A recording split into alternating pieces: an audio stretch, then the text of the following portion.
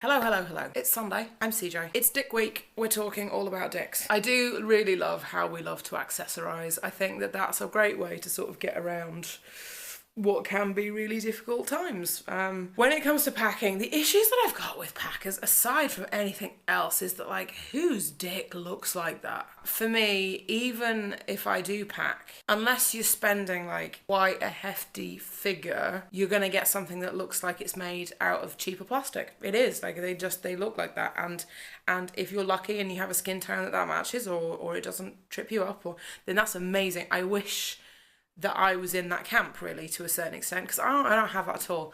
I think they look kind of weird and alien. I certainly don't know anybody's dicks that look like that.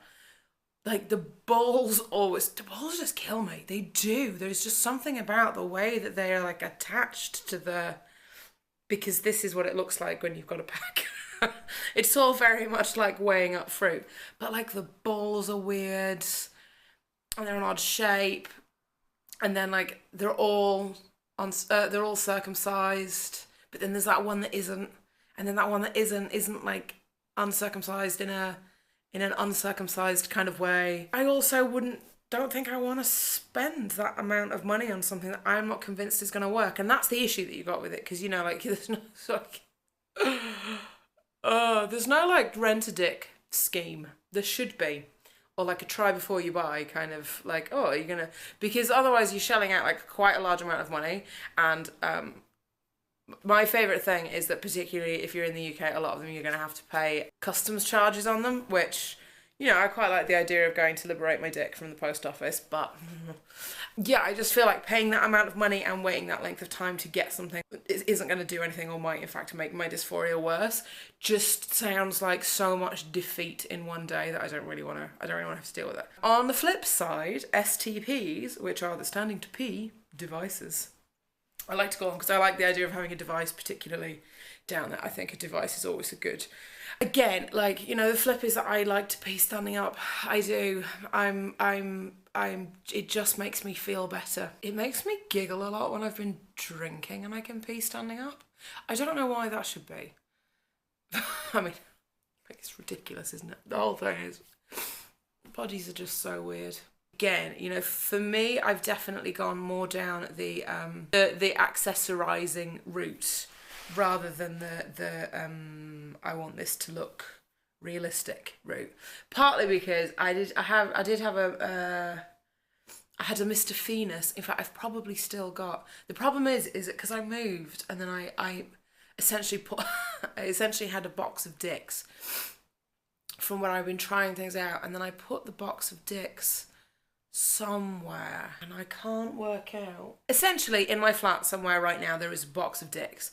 And it's a box of dicks that I don't use. But they're there just in case I decide, because, you know, like, this is the other thing about transition that, like, nobody tells you, is that you are going to fluctuate. There's going to be times where you're going to change your mind and you're going to want a thing, and then other days where you don't want a thing.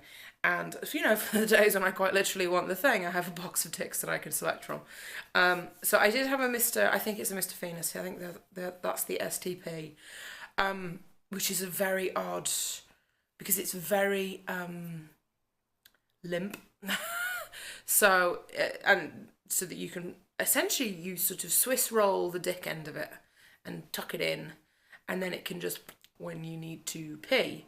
But I just don't trust a lot of those. Like, there's something about the kind of, like, the part that sits against you. Like, I don't like them when I don't trust them.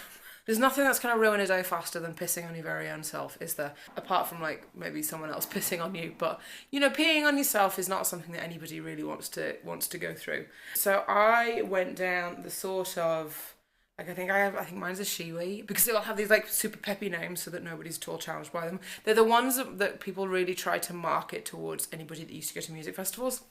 I don't know if they still do. I feel like that's one of those things of it just feels good, and I guess in a time and a period when not a lot of stuff does, I'm just going to go with it. I'm just going to go with it. You know, I had a couple goes of making my own, and there's a ton of tutorials out there if you're interested in like turning a packer into an STP, but I think the worst bit for me is it just kind of made me feel a bit silly. I want the whole, like, Inspector Gadget deal going on in my pants, because my pants are kind of an inspector-free zone.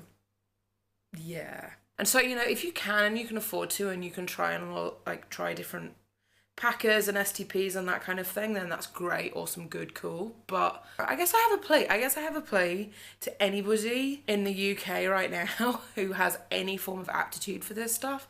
Like, we need a trans store here. We need someone that makes binders, somewhere where we can check out, you know, STPs and that kind of thing. Some form of like catalogue or just a little centre online where we're not paying through the face. God, that would be good. God, that would be good. That's all about the pants region and what's going on with the old dick and balls. Have a great week, and I will talk to you next week. Bye.